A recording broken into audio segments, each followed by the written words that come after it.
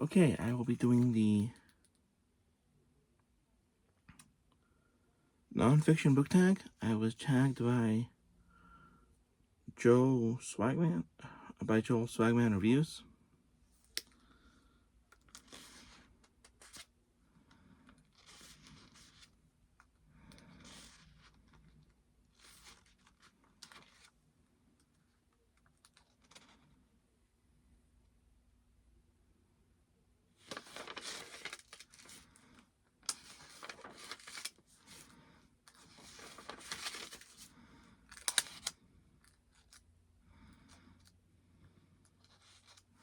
Wrong page.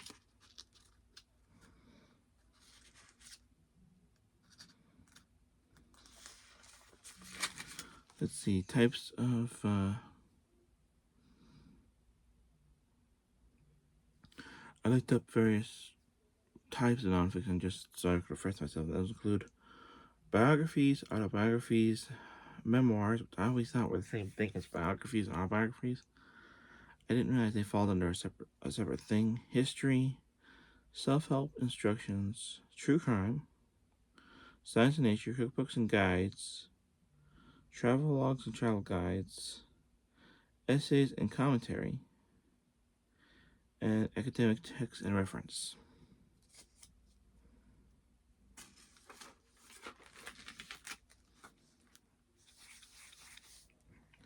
Just wanted to get that definition out of the way. So this is the nonfiction book tag. Once again, I will not be putting the questions down below.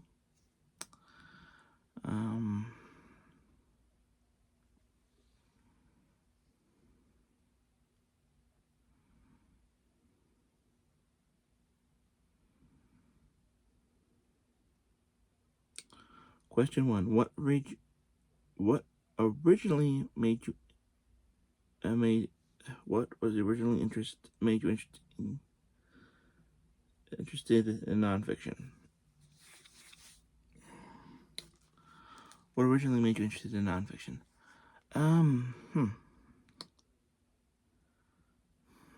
That is a good question. I think it was actually probably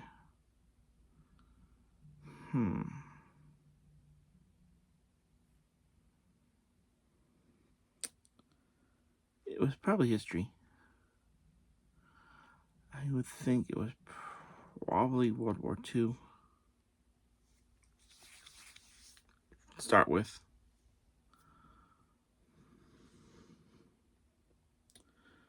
Do you read nonfiction for curiosity, learning, or enjoyment?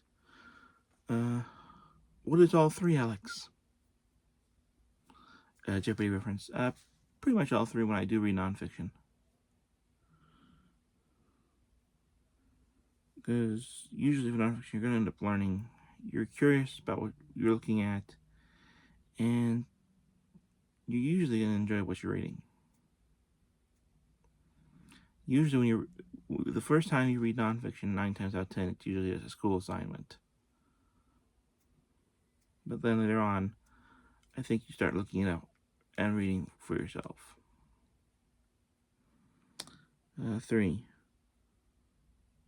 What could you read endless nonfiction about?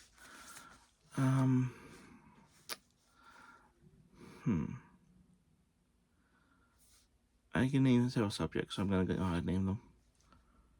Pro wrestling, biographies, and biographies and histories of territories. Early wrestling fascinates me. The territory system, what it was like, before Vince McMahon took over and everything went all super.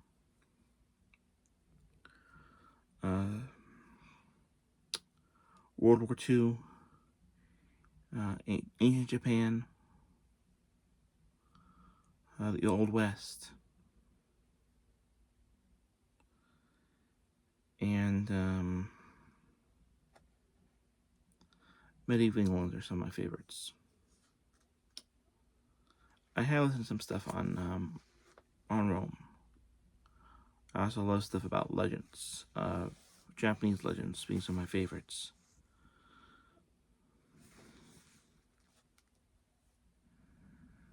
It should be noted, I cannot. There is one. I've read some historical fiction too. But there's only one type of historical fiction that I've read that I really can't stand. That's anything set in ancient Rome. I love stuff set in Japan. I love stuff set in the Wild West. I love stuff set in England, but I cannot stand.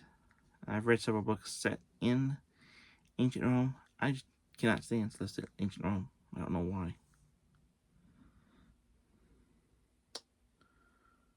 Okay.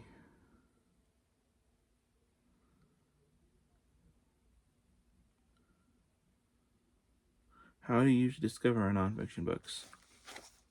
Word of mouth. Several I've discovered via podcasts. Usually, if I'm listening to a podcast, either a person I'm listening to has been talking about it, or the author themselves have been on and have been interviewed about it. And I end up getting curiously and buying the book or reading the book, and that's how I discover it.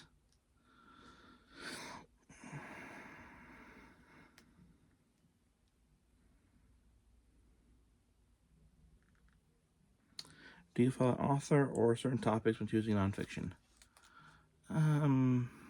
Author, no. I can't say there's any particular author I follow when it comes to nonfiction.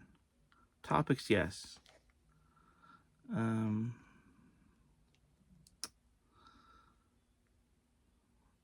Biographies are some of my favorites.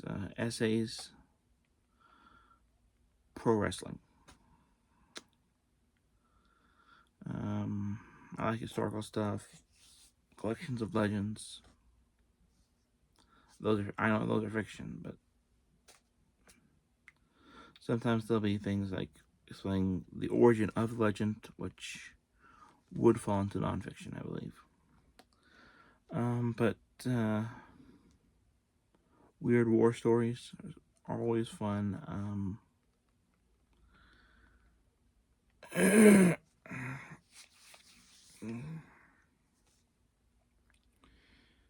There's certain topics I tend to go more towards topics. I don't think of any certain author.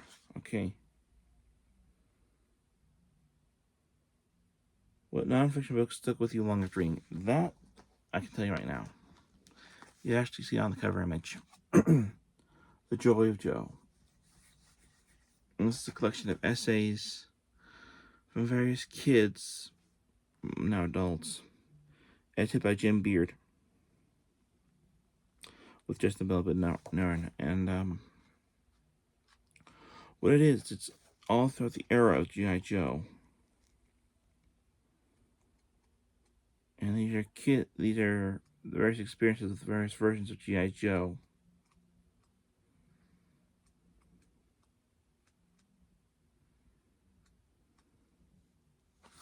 The Secret of the Snake.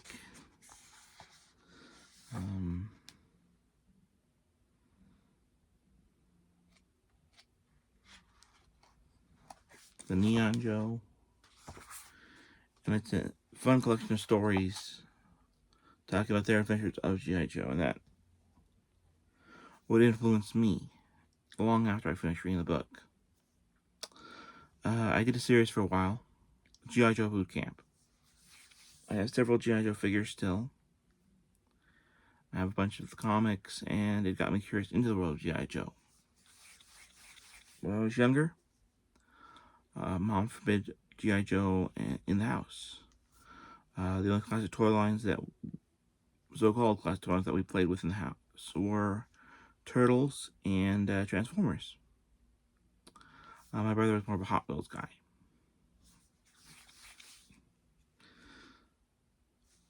I can't tell you why she did not get the toys with guns, so soldier toys were not allowed. I think Transformers were allowed because lasers. It wasn't until later. So yeah. But I was always more of a Turtles guy anyway, so it worked out. Turtles and Transformers were kind of my thing. Who knows about me? What topic have we learned most about by reading a book. I'm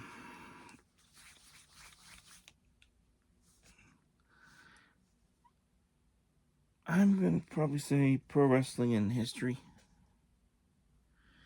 in general, because I probably wouldn't know much about the early era of pro wrestling, or any of what was called the golden era of pro wrestling, the Hulkamania era, stuff like that, if I hadn't started reading up on it and watching videos and all that stuff. Let's be clear. At one point in time, I was not a pro wrestling fan. I didn't get into pro wrestling until the game WWE All Stars. And then I started reading and watching everything I could find because of that, of the mode where it's Stars Collide mode. I wanted to know who was Ricky the Dragon Steamboat and why was he fighting this Kofi Kingston guy. You know, who was Hulk Hogan, who was Roddy Piper.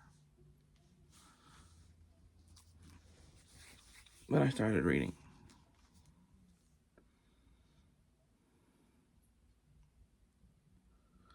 What nonfiction book made you curious about something unexpected? To repeat myself once again, The Joy of Joe. Like I said before, I had never had any interest in G.I. Joe until I read this book.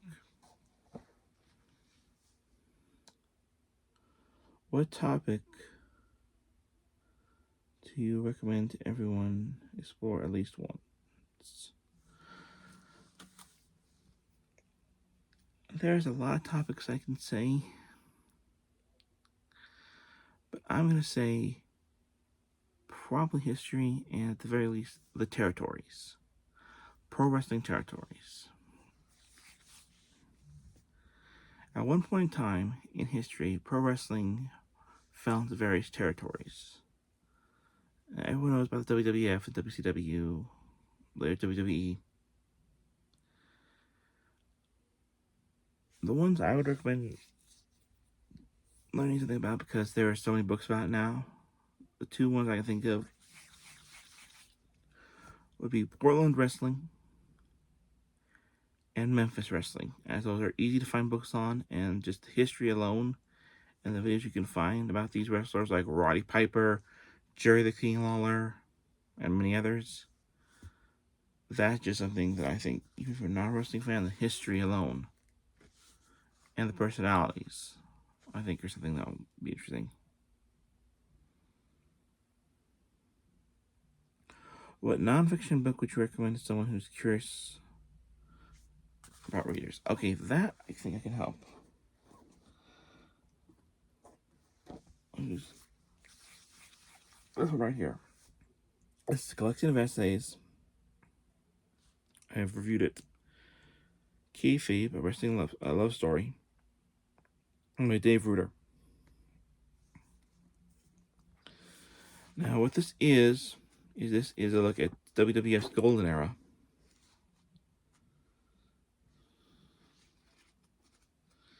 And he comes from it as if it was real. As an adult, still seeing it through the eyes as if he were a kid. So it's very fun. Each essay reviews a different part of the golden era. So you have, famous things like the barbershop window incident and Marty's Revenge.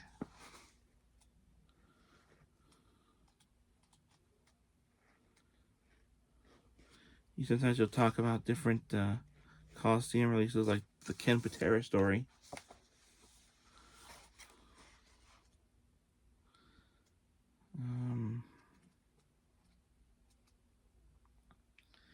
And just all kinds of different angles and stuff like that. And it was a fun read. I'll have to reread it sometime. But I have done reviews on pretty much everything I'm showing you. So if you guys want to look at those reviews, I would. Yeah. What nonfiction book would you show someone who does not like nonfiction? Okay, once again, I'm going to go back to the territories of pro wrestling. Now, as you know, I'm a big fan of WCCW, World Class Championship Wrestling. This is an autobiography, I believe, is the phrase, I think.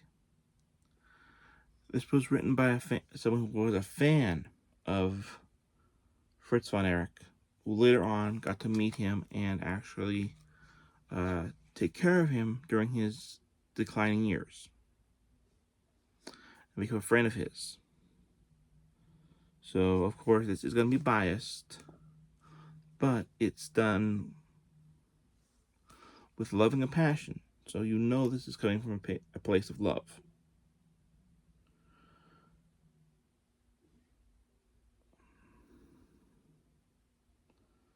So essentially, this is someone who is kind of Fritz von Erich's. If Fritz von Erich is Sherlock Holmes, this is his Watson, pretty much. It's a good read. Like I said, the person is going to be biased, so, but really that's what you want. It's done in narrative style, has some great pictures.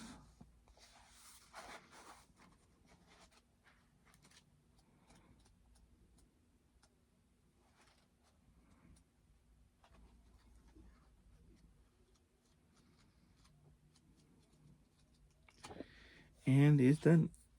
It's very. He has a very good writing style, and it's a very good read. I have 2 Fritz von Erich biographies, but I haven't read the second one yet. But I do remember enjoying this one. So yeah, that's what I recommend. Usually, at the end of this, you're supposed to usually tag somebody. The thing is, I really don't know anyone who would fit in this sphere for tagging. So I'm not gonna tag anybody. But if you want to do it, go to Joe Swagnan's video on the nonfiction question.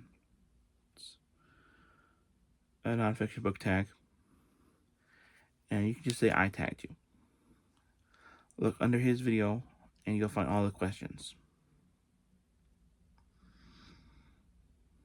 Alright, so that was my nonfiction book tag. Those my answers. Hope you enjoyed. So comment, subscribe, hit that bell icon for new, and we'll see you next time right here on Bookie749.